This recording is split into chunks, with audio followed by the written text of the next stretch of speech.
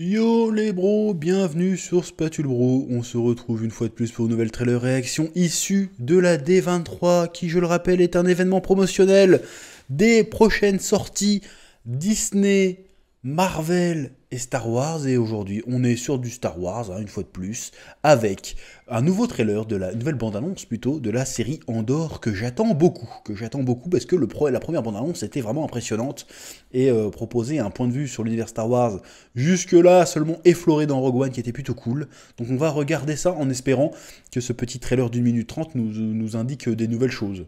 Oui. Tu vois ce que je veux dire? C'est débile. Calmos les amis. Ah, j'aime bien ça. Ça c'est bon. C'est la manière la plus stylée de voler. C'est pas la Superman avec les bras devant, on s'en bat les couilles de ça. Tu fais oh. Et en fait il est éclaté comme film.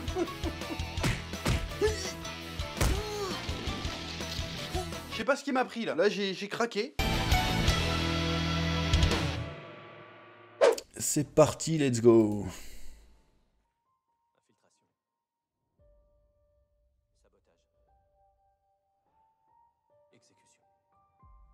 So Guerrera, il s'appelle ce bâtard. La dernière fois, j'ai oublié son nom. Cassian Andor.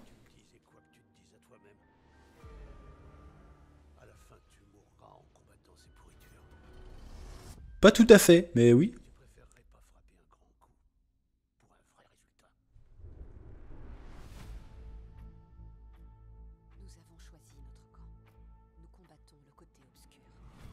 Ouais, mais là, attends, on est d'accord que le gars a une calèche, là.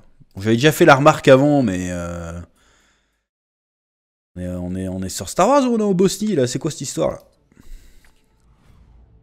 Ah, ça parle de côté obscur, wesh. Bah, c'est logique en même temps. Ouais. Ah, il est là, lui aussi, lui.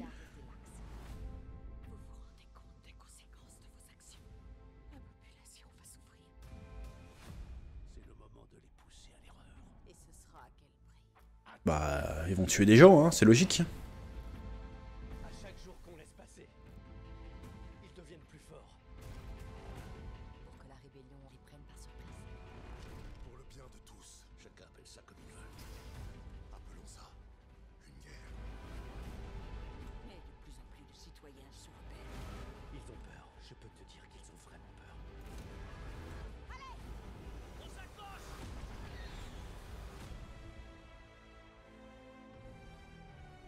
Oh, le thème a l'air sympa. Bon, petite bande-annonce où on a un peu plus de bribes d'histoire. Bon, même si l'histoire, on la connaît, hein, c'est-à-dire que ça va être plus ou moins l'émergence de l'Alliance Rebelle, si je dis pas de bêtises. Avec un Cassian Andor qui a l'air d'être d'être un loup solitaire et qui sabote des trucs en mode terroro tout seul, et puis qui se fait recruter. Pareil, j'aime beaucoup l'idée de mettre un Star Wars à taille humaine, à échelle humaine. Là, on n'est pas sur des Jedi, on n'est pas sur des gros commandeurs de je sais pas quoi.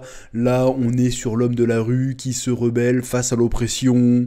Il y a un côté un peu sale, un côté un peu rampant, un côté un peu poisseux de l'Empire, de voir comment, à quel point c'est parce qu'on nous dit que c'est un empire totalitaire, mais on nous le montre jamais vraiment, tu vois. Donc voir l'impact que ça a, l'Empire, l'oppression qu'elle exerce sur le peuple, et aussi sur les politiciens qui ont essayé de résister à leur échelle, à leur niveau, tout en faisant partie du système pour survivre, parce que ils n'avaient pas le choix, hein, c'est ce qu'a fait Modma, je crois qu'elle s'appelle. Franchement, je trouve ça intéressant. Bon, c'est bizarre qu'ils aient des AK-47 dans l'univers de Star Wars. Là, ils se sont vraiment pas foulés. Ils auraient pu rajouter un petit truc qui fasse un peu Star Wars dessus. Là, c'est pas ouf, mais franchement, ça a l'air stylé. C'est la série pour laquelle je suis le plus hypé pour l'instant. Parce qu'on va voir vraiment quelque chose de nouveau. Ils ont l'air d'avoir mis des moyens. Bon, évidemment, il y a un peu de fond vert, mais tu sens qu'il y a du vrai décor aussi. Apparemment, ils ont dit, en plus, et ça se voit, qu'ils n'ont pas utilisé la technologie de l'écran LED de ouf, là. Ils se sont vraiment fait chier. Il y a vraiment un rendu. On le sort à tous les sauces, ça veut presque plus rien dire, mais il y a un vrai rendu cinématographique, je trouve. Et je sens qu'on va avoir une histoire un peu moins manichéenne que d'habitude dans l'univers Star Wars, parce que c'est vrai que l'univers Star Wars est globalement assez manichéen. Là, tu sens que les rebelles, en voulant se rebeller, ils vont devoir faire du sale. Genre, mais tu veux, à quel prix? À tout prix, même si ça doit buter des gens, il faut montrer que c'est des méchants. Il va y avoir des opérations de propagande, peut-être qu'on va avoir des opérations sous faux drapeau, ils vont faire croire, l'Empire a détruit ça, alors qu'en fait, non, c'est les rebelles, imagine un peu la dinguerie, tu vois. Ils sont obligés de tuer des gens pour convaincre les gens de se rebeller. Ça serait ouf de montrer le côté un peu obscur de la rébellion. Le côté de qu'est-ce que ça coûte. Parce que c'est bien beau d'avoir des idéaux de liberté, d'égalité, le côté clair de la force.